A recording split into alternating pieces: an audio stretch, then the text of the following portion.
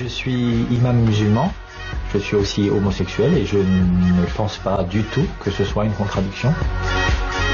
Bien au contraire. Ludovic Mohamed Zahed a été le premier imam d'Europe à oser briser un tel tabou. Il souhaite faire figure de modèle et montrer aux érudits religieux, en majorité conservateurs, qu'un islam tolérant en matière de sexualité est possible. Ainsi est apparu en Europe le mouvement des mosquées inclusives. Des associations progressistes organisent des réunions où leurs membres se retrouvent pour prier ensemble dans toutes sortes de lieux. Ludovic Mohamed Zahed croit que l'amour de Dieu est inconditionnel et qu'Allah ne rejette donc ni les gays, ni les lesbiennes, ni les transsexuels. Cette interprétation de l'islam lui vaut des menaces de mort.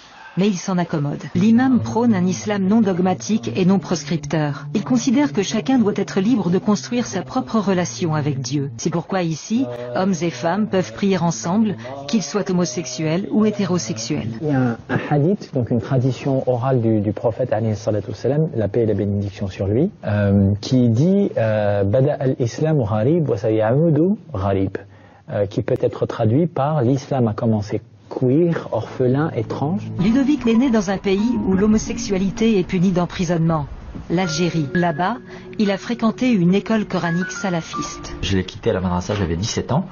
Lorsque j'ai compris que j'étais homosexuel et que c'était incompatible avec l'islam qu'on m'enseignait, j'ai découvert ce que je ressentais envers d'autres jeunes garçons qui étudiaient le Coran aussi avec moi dans la madrasa à Alger. À partir du moment où j'ai commencé à faire mon coming out, j'ai décidé d'arrêter toute pratique religieuse, parce que c'était beaucoup trop difficile, je n'arrivais pas à faire la part des choses entre les préjugés religieux et l'homophobie patriarcale, fasciste, classique, j'ai envie de dire. Je pensais encore que c'était à cause de l'islam, que c'était à cause de la culture arabe, et je voulais vraiment mettre autant de distance possible entre moi et cette culture, cette islamité-là. Il lui faudra plusieurs années avant de retrouver confiance en lui et de reprendre le chemin de la religion. Il avait étudié et appris par cœur le Coran. Mais en le relisant, il constate que nulle part l'homosexualité n'y est interdite ou punie de mort. La plupart des gens, tous, qui vont condamner l'homosexualité, vont justifier leur homophobie, a posteriori, par certains versets du Coran qui, selon eux, pourraient référer à l'homosexualité. Je peux vous en citer des versets du Coran qui parlent de Sodome et Gomorrhe. Ça ne parle pas du tout d'homosexualité, ça parle de viol, de violence, de gens qui sont dans le refus de l'hospitalité. Comme souvent dans l'islam, il s'agirait donc d'une simple question d'interprétation.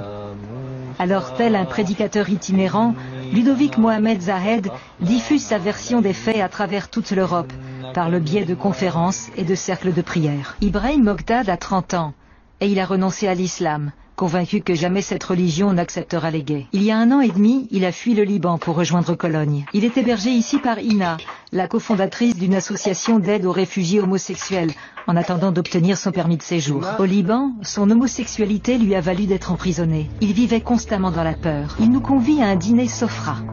Il s'agit de repas conviviaux mensuels entre réfugiés musulmans. Une grande majorité des participants ont fui leur pays. Chez eux, la plupart ont subi des exactions, presque toujours perpétrées au nom de l'islam. Ibrahim ne mettra plus jamais les pieds dans une mosquée traditionnelle comme celle-ci à Cologne.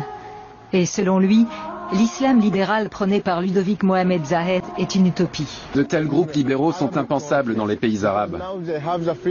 En Europe, on dispose d'une liberté d'interprétation. Mais le véritable islam est celui prôné en Arabie Saoudite, en Égypte ou en Iran.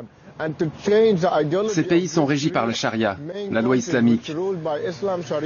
Et je crois qu'on ne pourra jamais rien y changer. Ibrahim s'est détourné de la religion, car il considère que l'islam est tout aussi homophobe à Cologne. Ibrahim connaît de nombreux réfugiés homosexuels qui se révoltent contre l'islam, mais ne souhaitent pas pour autant renoncer à leur foi. C'est pour rencontrer cette communauté qu'il invite Ludovic Mohamed Zahed à Cologne pour leur dîner mensuel. Le prédicateur libéral accepte de venir en discuter. Prenons mon histoire, bien sûr.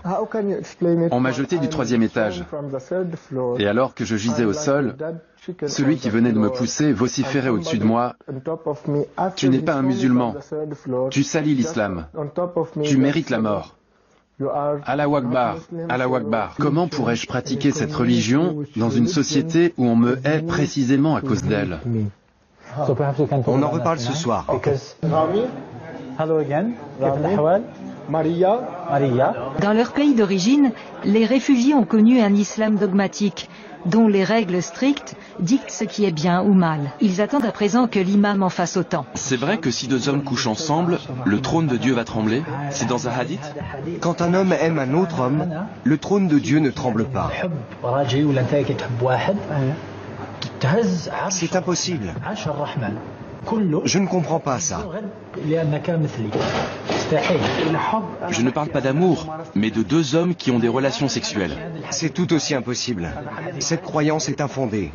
Si deux hommes s'aiment, ils ne vont pas faire trembler le trône de Dieu. Comment un être humain amoureux de surcroît pourrait-il faire ça? C'est un mensonge. Moi j'aurais dit je suis pas l'imam qui va vous dire ça c'est halal, ça c'est haram, tout est clair et net et précis parce que c'est compliqué et chacun doit se faire son propre avis. Sinon on aura les mêmes problèmes dans 20 ans, dans 30 ans, dans 40 ans. C'est le dogmatisme, le patriarcat, les représentations binaires comme ça, black ou white, qu'il faut casser. Cette conception de l'homosexualité nous plaît. Mais nous ne représentons pas plus de 5% du monde musulman. Comment convaincre les 95% restants de partager ce point de vue? Merci d'être venu. C'était vraiment très sympathique. Je suis content de t'avoir rencontré et d'avoir eu l'occasion de découvrir ta vision de l'islam. Oui, ma vision. C'est ça, ta vision.